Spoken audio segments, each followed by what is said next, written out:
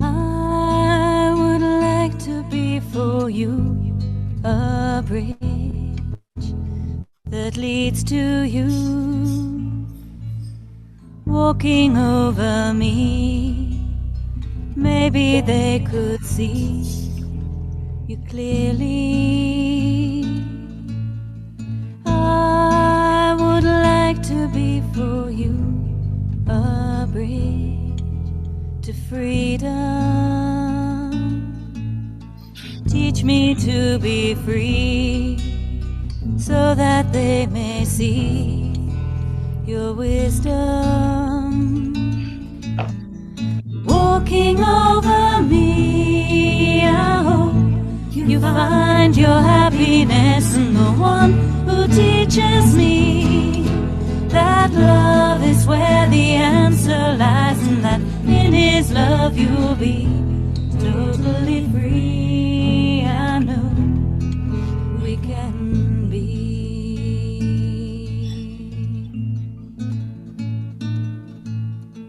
I would like to love like you. Your love knows no limits, till my life will end, loving till I let them meet you. Walking over me, I hope you find your happiness in the one who teaches me that love is where the answer lies, and that in his love you'll be totally free. I know we can be. Walking over me, I hope you find your happiness in the one who teaches me that love is where the answer lies, and that in his love you'll be totally free. I know we can be totally free.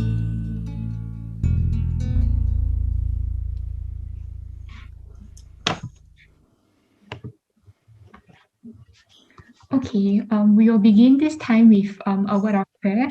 In the name of the Father, and of the Son, and the Holy Spirit. Dear Jesus, thank you for the personal invitation to be here tonight, to spend this time with you, the invitation to be a bridge to many people who are searching for you, for love that they can trust and lean on. And so as we begin this time, I ask that you open our hearts to receive your word that nourishes us, so that as we are strengthened in your love, we may in our own ways become that bridge for others that leads to you. Glory be to the Father, and to the Son, and to the Holy Spirit, as it was in the beginning, is now, and ever shall be, world without end. Amen. Hello, everybody. My name is Iris. Welcome to our School of the Word. For tonight, we'll be continuing on our theme called To Be Saints.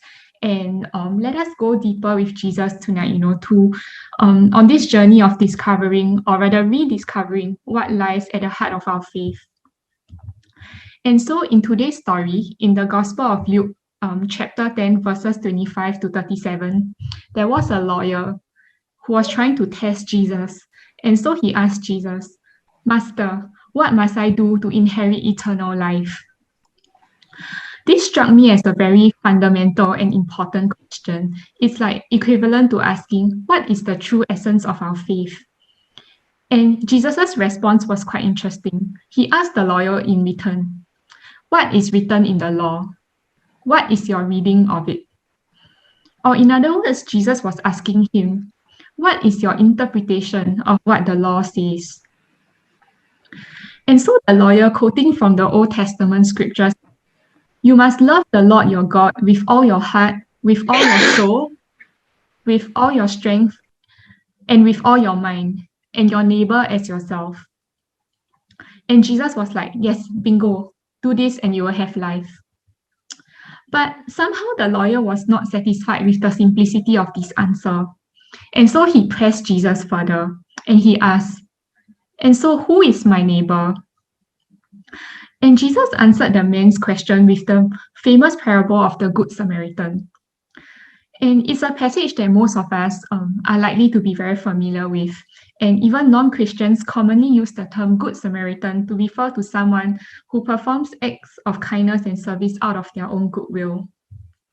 And so Jesus began. There was a man who was traveling from Jerusalem to Jericho. And along the way, he met with bandits. They stripped him, beat him up, and left him half dead.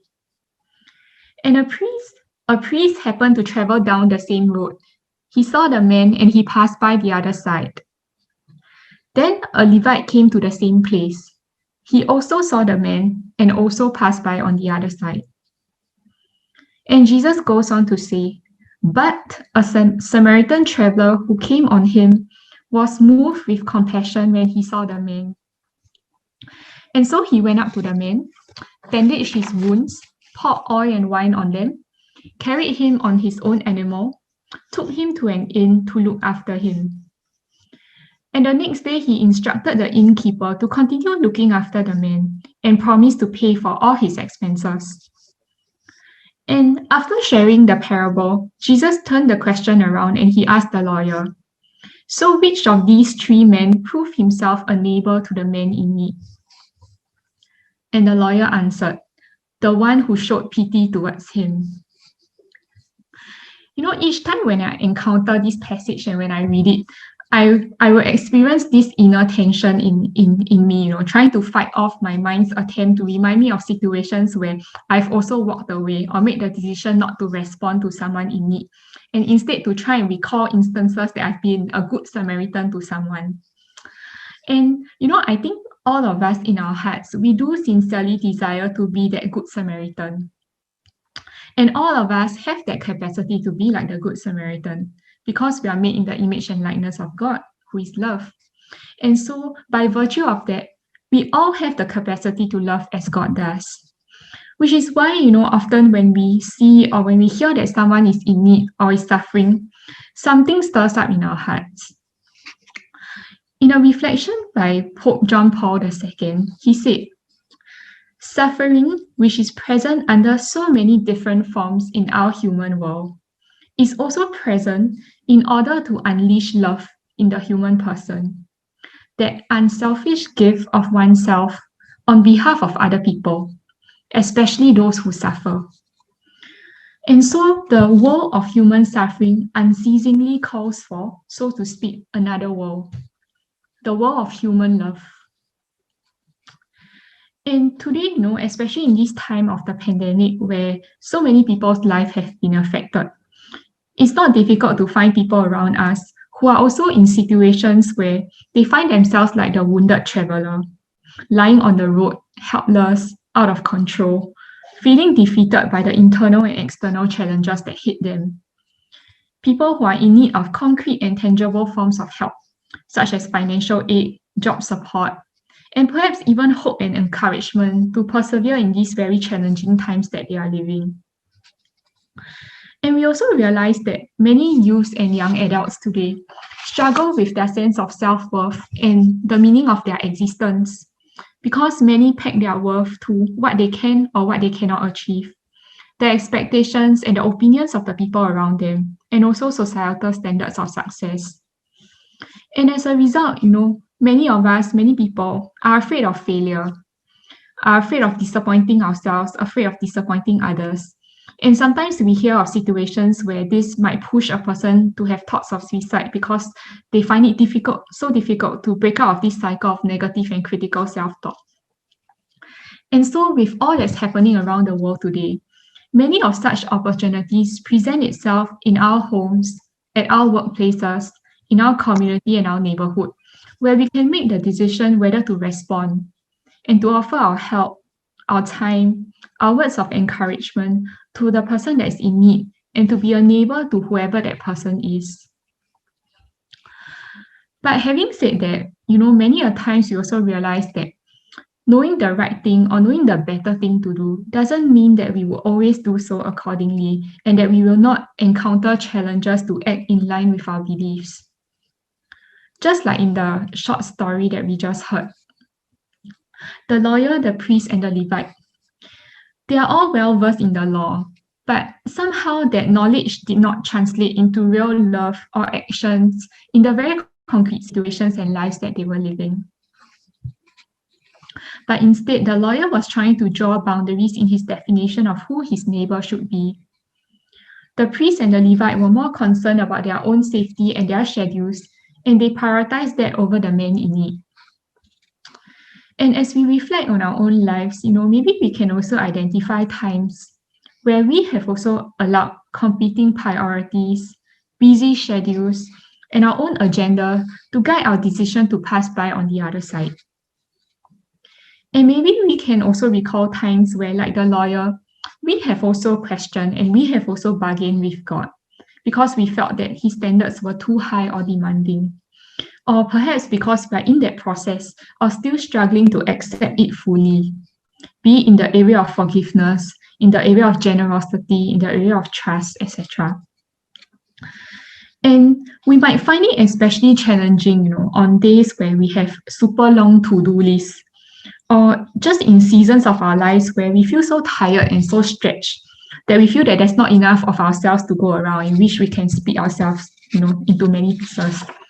Or maybe times where perhaps we feel unappreciated or we feel unnoticed by others or even by God, for our good works or the things that we do. And so sometimes we might find ourselves thinking, seriously, do I still need to respond to this person on top of the mountain of things that I really have to do?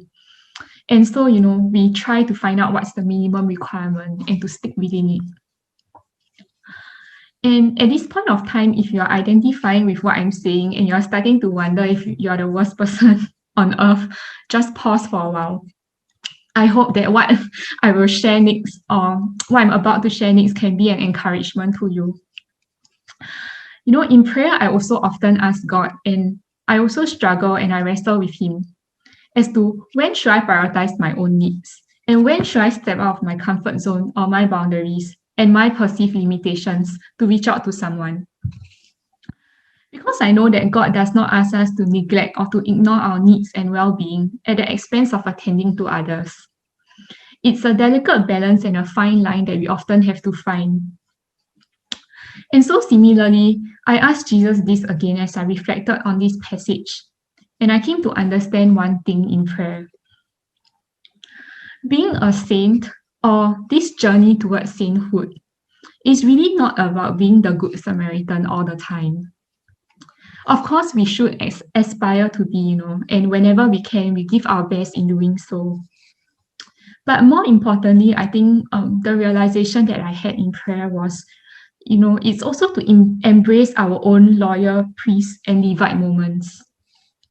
Times where we catch ourselves allowing other priorities, our own interpretations of the standards of love to be the driving force of our actions.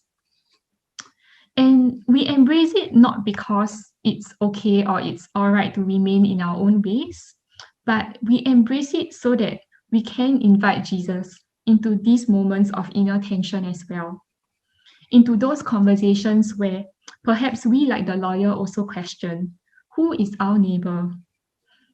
And to allow Jesus to gently challenge us,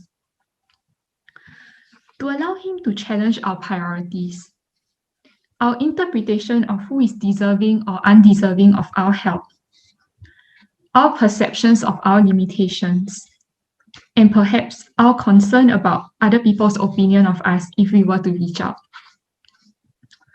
Because it's only Jesus who can help us to slowly but surely turn our inward gaze outwards, towards him and towards our neighbor. And I guess this point really struck me in prayer because as I was thinking about the lives of the different saints, I come to realize that, some of them had really colorful pasts. They are not very saint-like to begin with. For example, Saint Augustine, Saint Ignatius, or even Saint Paul. These were the people who were once also caught up with worldly things and pleasures, their own pride, and their own narrow understanding of what the true faith is about. But what made these people saints eventually was this. It was the openness to be corrected and to be challenged by love. And it is not just to be challenged by any other standard of love, but by the unconditional love of Christ that knows no boundaries. It's the love of Christ who calls everyone his friends, regardless of their background, nationality, experience, past mistakes, or even their successes. And these saints whom we know today made it their lifelong commitment to allow that love to transform their lives. And Jesus' love never forces us or never forces us to give up our ways. Instead, his love is gentle and patient, and he always seeks first to understand. Which is why, as we heard in the passage earlier, he asked the lawyer, "What is your reading of what is written in the law?" And in the same way, Jesus is also interested in how we think, how we feel, how we make sense of our faith and the different teachings that we have received over the years. And he does not impose or force us to accept his ways, but through his personal friendship with us, he explains to us how he understands. He shows us how he lives the truths of faith and his identity as child of God. And so, one very important characteristic of a disciple and a saint is not perfection, but it's teachability. When we allow Christ to be our teacher, when we allow him to share with us what his priorities are, when we learn from him what it truly means to rest, what it means to be gentle and humble at heart, and what it means to build bridges rather than walls, what it means to be compassionate, etc. Because oftentimes, there's always some gap between our interpretation or society's interpretation of these values, such as rest, productivity, service, with what God's interpretation of these values truly are. And oftentimes, it's this discrepancy that makes us tired and puts us on this treadmill that never stops, as we constantly strive to do more, to achieve more, to be more. And so sometimes, unknowingly, to guard our precious time and our sanity, we might find ourselves tempted to build walls and set boundaries to delineate ourselves from others. And so it is not more knowledge, actually, that will help us to overcome these barriers and to free our hearts for love. But we need to continue to cultivate the soil of our hearts so that it can remain sensitive and open to be moved by love, just like the Samaritan man. And not to just allow that love to remain as a sentiment or as a good intention in our hearts and our minds, but to allow it to touch deep within our souls so that we can be moved to real action. And it's only through that daily encounter with Jesus, who is our ultimate model of the Good Samaritan, we can be better reflectors of his love through our words and actions in the world that we live today. Because in the actions of the Good Samaritan, we recognize God's mercy and compassion towards us. In moments where we ourselves also find ourselves in the shoes of the wounded traveler. And it is in those moments that Jesus comes with the same compassion to meet each of us in our need. He does not ignore us, and he knows our struggles and how much we need help, consolation, and healing. And even in times where we refuse him, he waits patiently and is always by our side. And so we need to let these experiences, personal experiences of God's love and mercy, to be imprinted more and more in our hearts and in our memories. And so as we enter into a time of prayer tonight, we can take some time to just read the passage slowly and to just stay with a word or a phrase, or perhaps even a character that you identify with most at this point. And you can ask Jesus, how are you challenging me in my understanding of what it means to love my neighbor? How are you challenging me in my understanding of what it means to love my neighbor? And let's have a dialogue with Jesus as to what we might be putting ahead of reaching out to a particular person or in a concrete situation that we are living. And let's give Jesus the chance, tonight to just teach us and to show us again what it means to be neighbor and to allow his love for us to give us the strength, the courage, and the conviction that we need to choose his way of self-giving love. Yeah. So for the next 20 minutes, we will enter into a short time of prayer. We will gather back at 8:46. Yeah, I will flash the passage on the screen, and you can feel free to turn off your videos, and we'll just gather back at 8:46. Yeah.